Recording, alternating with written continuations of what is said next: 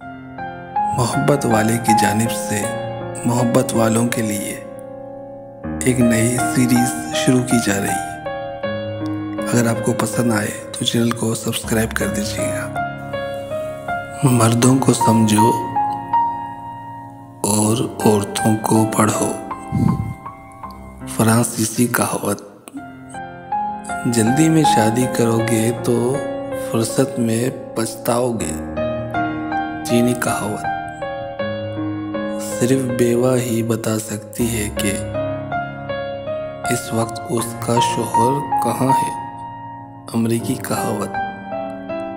शादी के दिन दुल्हन से ज़्यादा कोई औरत खूबसूरत नहीं होती। स्पेन कहावत। आसमान का हुस्न तारों से है और औरत का हुस्न बालों से है। इतालवी कहावत। जिसके सभी दोस्त हों उससे ताल्लुक़ पर नज़रसानी करो। अरबी कहावत। फजूल उम्मीदें बेवकूफ़ का ख़जाना है। अरबी कहावत। सांप का डसा हुआ ठीक हो सकता है लेकिन औरत का डसा लाइलाज है।